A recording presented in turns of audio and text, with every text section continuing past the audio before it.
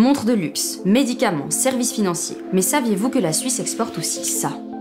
C'est la spécialité de l'entreprise Swiss Genetics, 371 employés, 60 millions de chiffre d'affaires et des clients dans plus de 40 pays.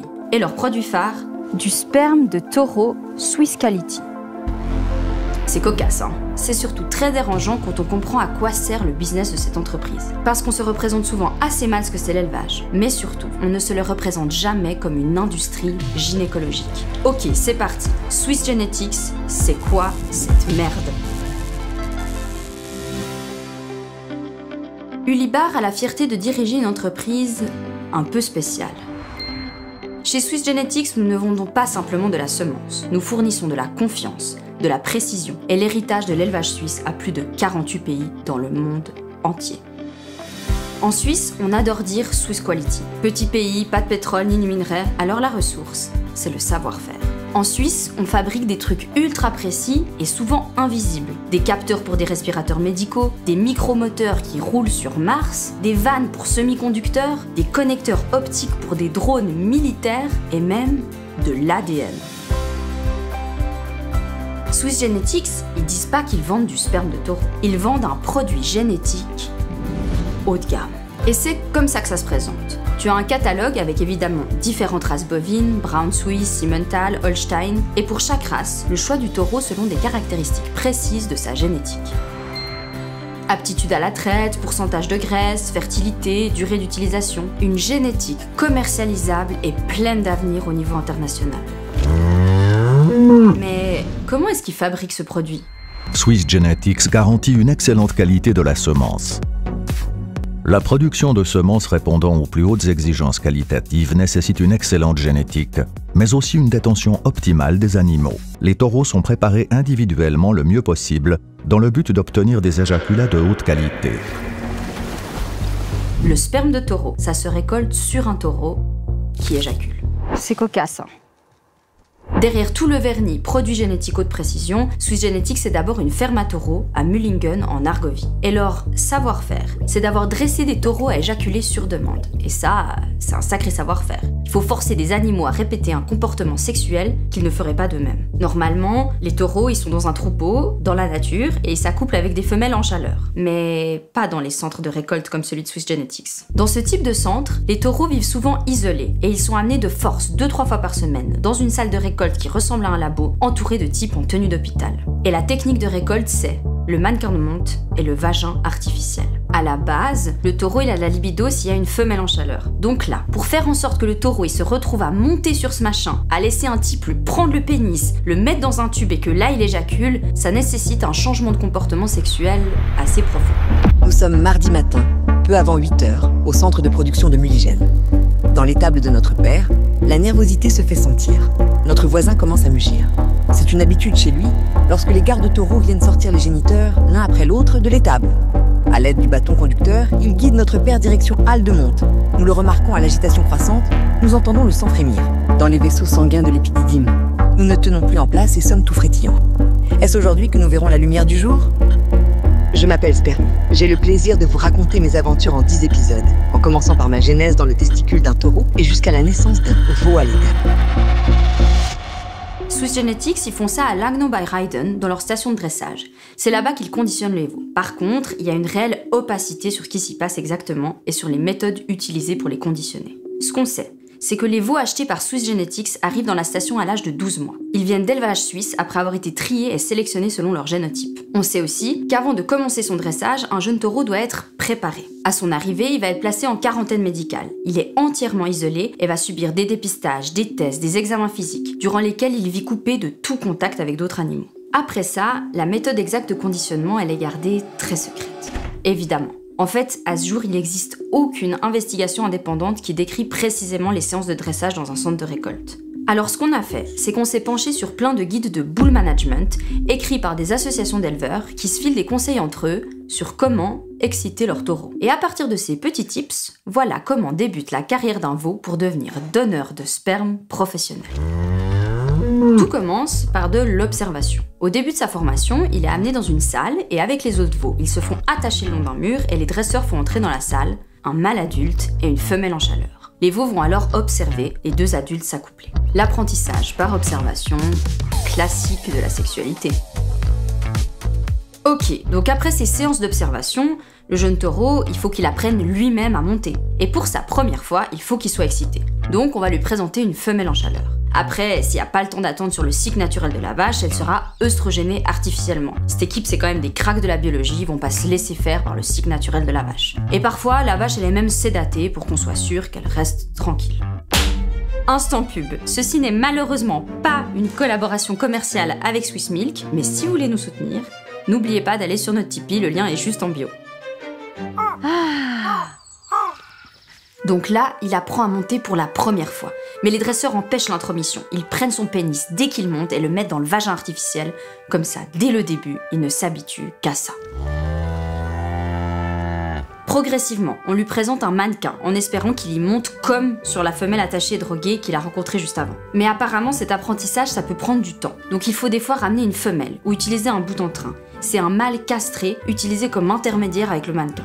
Et pour arriver au bout de son apprentissage, c'est de la répétition et de la contrainte. Des taureaux conditionnés, Swiss Genetics, ils en ont 343. 343 taureaux qui vont toutes les semaines 2 à 3 fois dans la salle à récolte. Chaque taureau a la même routine. On le tire par l'anneau nasal, il monte sur le mannequin et un technicien guide son pénis dans un vagin artificiel chaud et lubrifié. Éjaculation, répétition, jusqu'à ce que son corps ne produise plus assez. Et là, c'est l'abattoir.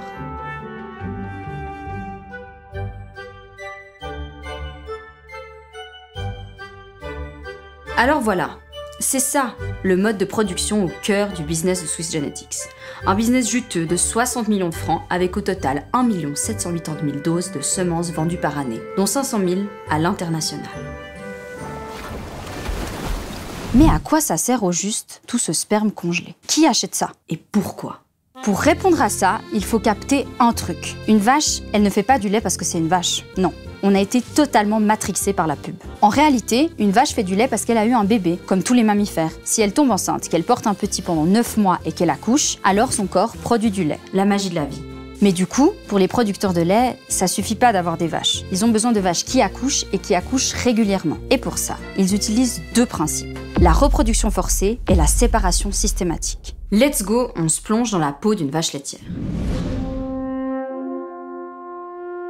L'enfance de la petite vache est tranquille, dans un petit village de Suisse où tout va bien jusqu'au jour de ses 15 mois. Ce jour-là, la jeune vache va subir sa première insémination. Et ça se passe comme ça. Elle va être mise dans une logette pour être immobilisée, donc là elle ne peut plus bouger. Un technicien arrive avec un gant qui couvre tout le bras et une longue tige au bout de laquelle il y a la semence achetée à Swiss Genetics. L'inséminateur enfonce son bras dans le rectum pour guider, à travers la paroi, la tige qui, elle, est enfoncée dans le vagin. Elle est insérée jusqu'à l'utérus, où le technicien y dépose la semence. Ça a duré 3-4 minutes. C'est court, mais c'est très long. Et ce geste, elle va le revivre plusieurs fois dans sa vie, vous verrez. Mais après ça, elle va retrouver une vie plutôt tranquille pendant un court moment.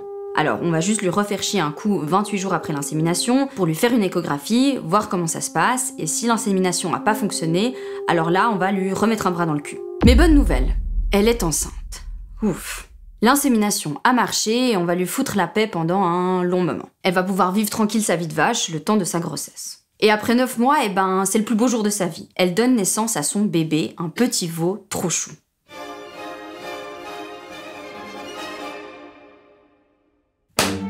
Je répète, ceci n'est malheureusement toujours pas une collaboration commerciale avec Swiss Milk.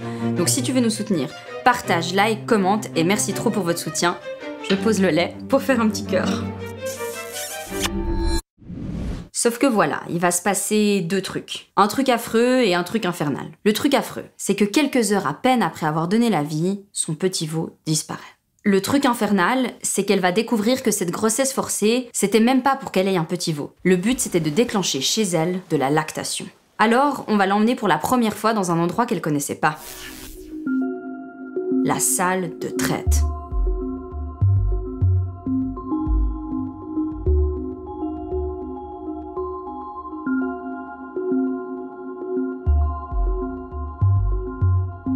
Et cette salle, elle va y passer beaucoup de temps. 2 à 3 fois par jour, tous les jours, elle va y être emmenée, immobilisée dans un box et branchée à un robot. C'est le début de sa nouvelle vie de vache laitière. Donc là, ce qu'il faut capter, c'est que dans le cas de l'industrie laitière, le but du sperme de Swiss Genetics et des inséminations, c'est pas pour donner naissance à des petits, c'est pour le lait de la mère. En gros, il y a besoin d'une naissance pour avoir du lait. Les veaux, eux, ils sont mis dans des igloos, seront nourris artificiellement et ils boiront jamais le lait de leur mère. Et si on trouve de la viande de veau en grande surface, en fait c'est surtout parce qu'on produit du lait. Pour être plus précis, les veaux femelles sont parfois vendus à d'autres élevages pour devenir des vaches laitières, mais les veaux mâles, ils sont juste engraissés en quelques mois et abattus. En fait, à l'échelle de la production laitière, les veaux c'est un peu les déchets. Ok, revenons à notre vache laitière. Après 10 mois de lactation sous robot, sa courbe de lactation s'éteint physiologiquement. La galactopoïèse diminue et la glande mammaire entre en involution, faute de restimulation endocrine liée à une nouvelle gestation. Je vous ai cloué le bec là. Mais Jamy, c'est quoi la galactopoïèse ? En d'autres termes, les vaches ne produisent pas du lait à l'infini. Il faut une nouvelle naissance pour continuer. C'est pour ça que les vaches sont inséminées artificiellement tous les 12 mois pour donner naissance à des veaux une fois par année, même si on ne veut pas de ces veaux. En gros, elle accouche, elle commence à donner du lait, peu de temps après elle se fait inséminer à nouveau pour que bam, après les 10 mois de lactation, quand elle donne plus de lait, elle donne à nouveau naissance et que magie, elle donne à nouveau du lait. Voilà. Pas si compliqué, hein. Un bras dans le cul, un bébé, du lait... Santé. J'ai pas géré. Ce cycle va durer 5-6 ans. Grossesse, naissance, lactation, jusqu'à ce que la vache ne puisse plus donner naissance parce qu'elle n'est plus fertile. Et là, elle est envoyée à l'abattoir.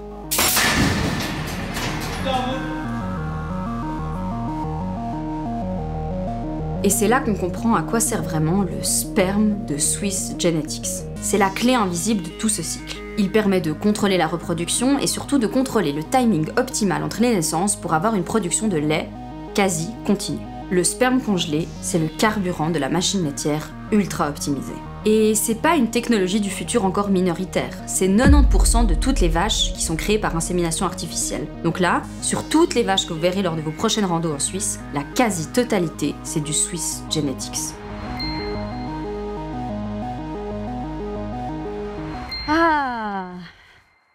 Après avoir capté ça, on se rend compte d'une chose. Le prix du lait, c'est pas la vache plus son étable plus son éleveur. Non. Le prix du lait, c'est aussi le vagin artificiel, le mannequin, la semence de taureau, la tige, le gant, l'échographie, les installations de contention, le robot à traire. Et tout ça, ça s'appelle la zootechnie. La zootechnie, c'est la science des instruments et des techniques plus ou moins high-tech qui servent à contrôler les animaux d'élevage. Swiss Genetics, c'est qu'une entreprise spécialisée dans une industrie gigantesque. Minitube, par exemple, c'est une entreprise allemande avec un chiffre d'affaires confidentiel mais estimé à plus de 100 millions de dollars. Et eux, ils vendent les mannequins de monte, les vagins artificiels et des appareils de labo bien techniques pour, par exemple, évaluer la qualité du sperme. Affimilk, c'est une entreprise israélienne qui fait aussi des millions avec le collier ou le bracelet électronique pour vaches, qui détecte le cycle œstral, c'est-à-dire le moment précis où la vache est en chaleur pour optimiser l'insémination. C'est l'heure optimale pour aller inséminer ma vache. Et hop, un bras dans le cul. Un des leaders mondiaux dans la vente des instruments de cette industrie gynécologique, c'est IMV Technologies, une entreprise française. Ils ont absolument tout, du collecteur de sperme à cochon automatique au diluant pour la syroconservation de la laitance des poissons. Et bah oui, c'est évidemment toutes les espèces d'élevage qui sont visées par ce business. On vous a parlé du sperme de taureau et de la production laitière bovine, mais les cycles de reproduction forcés chez les cochons, c'est encore plus hardcore. Et là, c'est pas pour le lait. Les cochons, on fait ça pour produire des petits cochons. Let's go. Dans une maternité porcine, imagine un bâtiment avec plusieurs salles, les femelles sont toutes divisées en groupes qui sont séparés selon le stade dans le cycle œstral. Dans le groupe 1, t'as les femelles qui sont au stade de l'ovulation et elles vont être dans la salle 1, destinée aux inséminations. Et attention, c'est ultra important que toutes les femelles soient synchronisées sur leur cycle et pour ça, on leur administre des hormones. Et après, hop, salle 2, c'est la salle de gestation, enfermée en groupe le temps de la grossesse. Salle 3, c'est la salle de mise bas. Chaque femelle va être dans sa cage où elle accouche. Évidemment, elles vont pas rester longtemps avec leurs petits. Salle 4, c'est l'engraissement pour les porcelets. Ils vivent 108 ans de jour pour attendre le moment où ils sont prêts à devenir de la viande, alors qu'en fait, ils pourraient vivre entre 8 et 10 ans. Et les mères, elles sont reparties dans une autre salle depuis longtemps, pour reprendre le cycle des salles. Salle 1, insémination. Salle 2, gestation. Salle 3, mise bas. Et retour. Et en gros, elles font le cycle jusqu'à qu'elles crèvent. Donc la lumière du jour, le repos, tout ça, ça n'existe pas pour les cochons. La viande et le lait qu'on achète reposent sur des utérus inséminés, des taureaux dressés à éjaculer sur des mannequins et des maternités transformées en chaînes de production. L'élevage, c'est aussi une industrie gynécologique. Et pour faire tourner cette industrie, il y a des entreprises ultra spécialisées qui génèrent des dizaines de millions de chiffres d'affaires.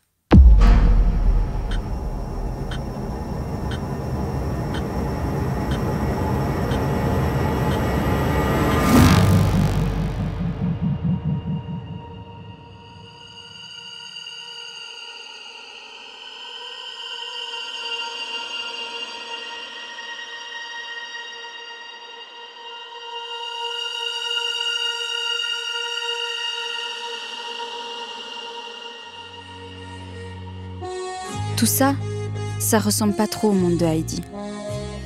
Pourtant, c'est ça le monde de Heidi. C'est le monde de Oulibard. Swiss Genetics, c'est pas une start-up futuriste contre l'agriculture traditionnelle. Swiss Genetics, c'est l'agriculture traditionnelle. Du lait produit par des vaches inséminées, des veaux arrachés, des taureaux dressés à éjaculer sur des mannequins. C'est ça que la Suisse exporte dans le monde entier. Un éjaculat de haute qualité. Cet épisode, il a été écrit en collaboration avec l'Observatoire du spécisme, big up à eux. N'hésitez pas à aller voir sur leur site internet, il y a les enquêtes qu'ils ont faites. Plutôt cocasse, hein? Ça va, on te dérange?